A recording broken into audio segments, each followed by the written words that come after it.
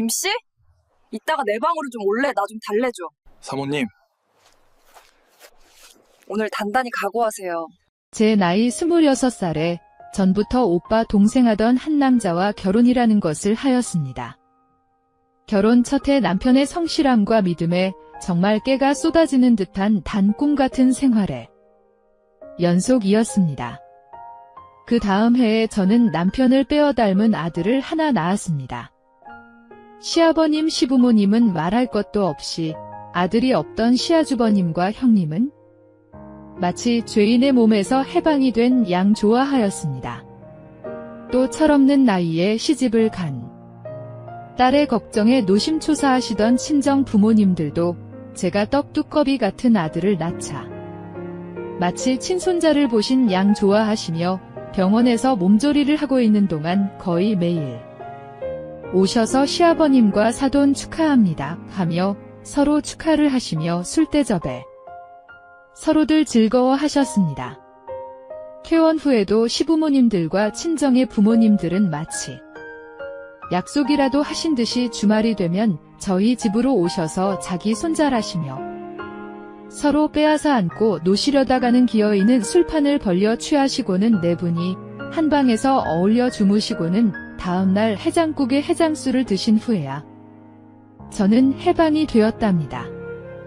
정말 하루하루가 행복이 넘쳐 주체를 할 수가 없을 정도였습니다. 남편도 퇴근만 하면 부랴부랴 집으로 달려와 아이를 안고 놀다가 식사를 하고 TV를 보면서도 아기를 안고 시청을 하였답니다. 날마다 남편의 얼굴을 더 닮아가는 상준이의 100일에는 마치 무슨 잔치처럼 많은 사람들이 몰려들어 저는 무척 당황하기도 하였지만 썰물처럼 빠져나간 상준이의 양손가락에는 마디마디마다 금반지가 매달리다 못하여 반지 통째로 있는 것이 더 많을 정도였습니다.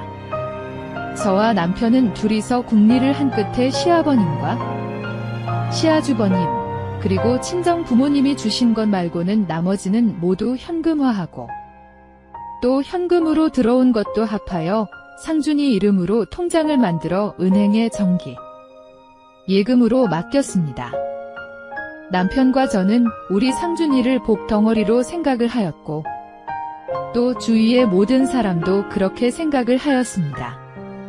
그러면서 그에 비례하듯이 우리 부부의 정도 더욱더 새록새록 쌓여만 가고 있었습니다. 행복 뒤에는 그 행복을 저주하는 악마가 도사리고 있을 줄이야. 그러니까 상준이 100일이 지나고 2주일이 더 지난 그 운명의 그날 남편이 아침에 출근을 하여 회사 업무로 인근 소도시의 대리점 판매 동료차 순회를 하는 도중 중앙선을 넘은 차와 정면 충돌을 하여 그만 병원에 입원을 하였습니다. 뇌 손상에 사지가 부서지는 엄청난 큰 부상을 당하고 말았습니다. 1차 수술, 또 2차 수술, 그렇게 남편은 무려 4번의 수술을 하였으나 혼수 상태에서 깨어나지를 못하고 말 그대로 식물인간이 되어 주사로 근근히 목숨을 연장하고 있자 시부모님께서 상준이를 아이가 없는 시아주버님 댁에 맡기라 하여 저는 남편의 병수발 때문에 상준이를 시아주버님 댁에 맡기고 오로지 남편의 병치닥거리에 매달렸습니다. 회사 측과 병원 측에서는 도저히 회생의 가능성이 없다며 집으로 데리고 가서 집에서 운명하도록 하라고 권하였으나 기적이라는 한 가닥 희망으로 결사 반대를 하고 남편을 중 환자실에 두고 그 옆에서 쉼없는 간병을 하였습니다. 심지어 저의 친정 부모님들도 의사의 이야기를 들으셨는지 포기하고 재혼 준비나 하라고 하였지만 저는 무조건 울부짖으며 결사 반대를 하고 남편 옆을 지켰습니다. 한 달, 2달, 그리고 1년, 2년이 지나도 남편의 소생기미는 전혀 보이지 않고 않았습니다. 그렇게 무려 7년의 식물인간으로 지탱하던 남편은 상준이의 생일날 기어이 우리를 버리고 저 세상으로 떠나자 저는 눈물도 잊은 채 시아주버님과 같이 온 상준이를 끌어안고 그 자리에서 혼절을 하였습니다. 저는 남편을 따라서 저도 이 세상을 뜨고 싶다는 마음은 간절하였지만 남아있는 상준이 생각에 포기하고 남편의 직장과 자동차 보험회사, 산재보험 그리고 남편이 몰래 넣어두었던 생명보험의 보험금을 받아 남편의 묘소에서 가까운 한적한 곳에 과수원을 하나 산 것이 3년 전, 그러니까 남편이 죽은 지 1년이 되던 해였습니다. 전에 주인이 잘 가꾸어 놓은지라 첫 해부터 이익이 남았고 부족한 일손은 인근 불악의 아주머니, 아저씨에게 품삯을 주고 하였습니다. 7,000평이 넘는 과수원을 연약한 여자의 몸으로 관리한다는 것이 그렇게 힘이 들다는 것은 애시당초 생각도 못한 저라 엄청난 노동력을 발휘하여 거의 서너 시간 잠을 자고 과수원 일에 매달렸습니다. 그러자 군의 영농조합 직원이 안쓰러운 저의 사정을 아시고는 노숙자 중에서 착한 사람을 한 명 천거하며 농장의 관리인으로 두는 것이 어떻겠느냐고 묻기에 집도 절도 없는 사람을 어떻게 믿고 쓰겠냐며 이런지하에 거절을 하자 그 직원은 부족한 일손을 메꾸려고 서울역에서 거의 매일 일손을 구하였는데 대부분의 사람들이 하루 이틀 하다가는 안 하고 마는데 유독 그 사람만은 비가 오나 바람이 부나 따라와 일을 하기에 한 번은 일이 끝이 나고 그 사람과 술을 한잔하자고 하며 그 사람의 신상을 물어보니 IMF로 실직을 하자 그의 아내는 무단 가출을 하였고 그 아내를 찾으려고 수소문 끝에 서울에 있다는 이야기를 듣고 찾아왔으나 그의 아내는 이미 다른 남자와 살고 있었으나 애원과 하소연으로 돌아가자고 하자 오히려 경찰을 불러 가택 무단 침입으로 즉결에 넘어가 구치소에서 열흘을 살다 나와서는 포기하고 애들 볼 면목이 없어서 집에도 못 가고 일이 있으면 무슨 일이라도 하여 그 돈을 애들에게 붙여준다고 하였습니다.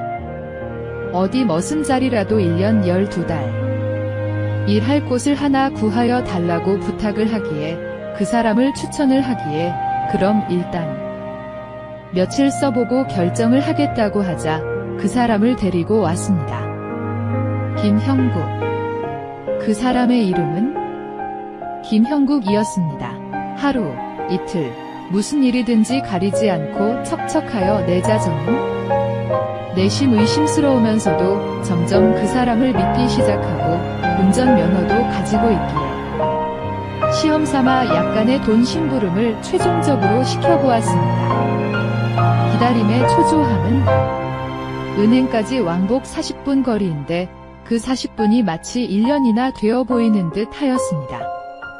정확히 43분이 지나자 저의 화물차가 제 과수원으로 들어왔습니다. 많이 기다리셨죠? 은행 창구에 사람이 밀려서 늦었습니다 하며 통장과 현금을 제 손에 쥐어주자 믿음직함에 반하였습니다. 김씨, 저기 이 돈으로 중고 컨테이너 쓸만한 것으로 하나 사오실래요? 하고 말하자 컨테이너는 무슨 컨테이너요? 하고 묻기에 이제부터 김씨가 과수원과 축사의 관리인으로 일하시려면 마땅한 숙소가 없으니 컨테이너를 김씨 숙소로 쓰게요. 사장님, 저를 정식으로 채용하여 주시는 것입니까? 하기에 네, 하고는 제 일을 하자 연방 고개를 숙이며 인사를 하더니 차를 몰고 나갔습니다. 2시간이 지나자 큰 트럭에 컨테이너를 실은 차를 인도하며 그가 나타났습니다.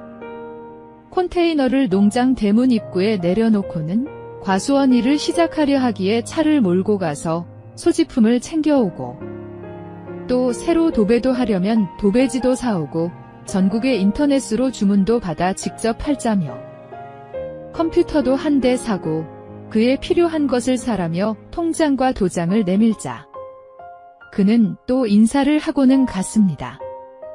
저녁이 거의 다 되어 간단한 소지품과 도배지, 그리고 컴퓨터와 책상을 싣고 와서는 부랴부랴 도배를 하고는 장판을 깔고는 책상을 내려놓고 컴퓨터를 설치하자 저녁을 먹고는 컨테이너로 가려기에 안 쓰는 이부자리를 한 채 주었습니다. 다음날 전화국에서 인터넷을 연결하여 주고 갔었고 그날 오후 비가 와서 농장 일을 못하게 되자 그는 왕년의 실력이 살아있을지 모르겠다며 농장 홈페이지를 만들겠다기에 그러라 하고는 집안일을 하는데 사모님 와 보세요. 우리 농장 홈페이지 한번 보세요 하기에 크게 기대를 안 하고 그의 컨테이너 안에 들어가니 모니터에 상준이네 농장이라는 제목과 함께 언제 찍었는지 농장의 전경을 바탕으로 무농약, 무공해의 과실을 여러분께 드립니다 하는 타이틀로 장식된 것을 가리키며 어때요? 하고 묻기에 어머, 김씨 실력 우리 농장에서 썩히기에는 너무 아깝네요 하며 웃자 아닙니다. 일자리 주신 것만으로도 감사한데 이렇게 제 특기를 살릴 수 있는 일까지 겸하니 사장님께 무어라 인사를 해야 할지를 모르겠습니다 하며 인사를 하자 저는 부끄러움에 몸을 둘 수가 없었습니다. 그렇게 시작한 인터넷의 직판이 의외로 성과를 내었고 여름에는 확인을 하려는 소비자들이 과수원의 주말이면 수십 명씩 방문을 하였고 가을철에 남들은 썩히는 과일을 저의 농장에서는 없어서 판매를 못하였고 김씨의 건의에 따라 이웃의 밭을 1000여 평 사서 거기에 주말 농장도 만들었으며 그들이 이용할 간이 방갈로도 몇 채 장만하여 이웃의 부러움을 한 몸에 받는 농장 주인으로 성장을 하였습니다. 재작년 가을 모든 과일이 동이 나자 그동안의 노고도 치하하고 보너스도 줄겸하여 조촐한 술자리를 만들어 자축하고 싶기에 김씨 몰래 준비를 하여 김씨를 저의 집 거실로 부르자 김씨가 와서 봉투를 건네주며 치하하자 김씨는 고맙다고 연방 인사를 하기에 앉기를 권하고 술을 따라주며 건배를 제의하고 마셨습니다. 농장에 앞으로 가야 할 길을 이야기를 많이 하였습니다. 주말 농장 확장과 방갈로 시설 확장, 기타 편의 시설도 확장하자는 등 많은 이야기를 나누었습니다. 그런데 제가 취기가 동하여 그만 말실수를 하였습니다. 김씨는 안 외로우세요? 하고 물은 것입니다. 그러자 김씨는 저쩌다가 마누라 생각이 날 때도 있습니다 하며 웃더니 사장님은요? 하고 묻기에 얼굴을 붉히며 저는 뭐 하며 말을 잇지 못하자 과부 심정 호라비가 안다고 힘드시죠? 하기에 고개를 끄덕이자 제 옆으로 오더니 사장님 죄송합니다 하고는 저를 안았습니다. 남편의 채취를 잊은 지 얼마만인가 하는 생각에 그만 김씨에게 허락해 버렸습니다. 형국씨가 그렇게 믿음직할 수가 없었습니다. 사장님이라 하지 마시고 순애라고 이름을 불러줘요 하고 말하자 그래 순애야 사랑해 거의 10여 년 만이었습니다. 그런 후 형국씨 우리 결혼해요 하고 말하자 순애 내가 순애 남편으로 자격이 있을까? 내일 당장 제 시부모님과 친정 부모님께 가서 인사드리고 결혼해요 하였습니다. 평소에도 시부모님과 친정 부모님들은 저에게 마땅한 남자가 있으면 재혼을 하라고 하셨으나 제가 마다하였습니다. 형국씨 같은 남자라면 제 모든 것을 다 주어도 되겠다는 느낌에 제가 먼저 프로포즈를 한 것입니다. 고마워. 내일 아침에 상준이 아빠에게 용서를 구하고 가지 하고 말하자 저는 너무나 기뻤습니다. 다음날 아침 약간의 제수를 준비하여 남편의 무덤에 가서 우리의 혼인을 신고하고 먼저 시댁에 들러 인사와 승낙을 받고 시부모님을 모시고 친정에 가서 친정 부모님께 인사를 드리자 너무 좋아하셨습니다. 보름이 지난 가을에 막바지의 일요일에 우리는 양가의 축복과 죽은 남편의 부모님의 눈물 어린 축복, 그리고 저희 농장의 주말 농장 회원들과 이웃의 축복을 받으며 저희 농장의 마당에서 조촐한 결혼식과 피로연으로 형국 씨와 백년회로를 약속하였습니다. 형국 씨도 전 부인과 원만하게 이혼을 하고 형국 씨의 아이들도 제가 건사하겠다고 데리고 오라 하여 저희 집에서 같이 사는데 애들도 친엄마처럼 저를 잘 따르고 못 느껴본 엄마의 정을 서로 받으려고 한답니다. 37살의 나이에 임신이 되어 낳기로 하고 지금 7달에 접어드는 배불은 임산부로 살고 있습니다. 작년에도 저희 농장의 과일과 채소는 없어서 못하는 정도였으며 올해는 제 남편인 형국 씨가 엽산을 매입하여 개간을 하여 묘목을 심었답니다.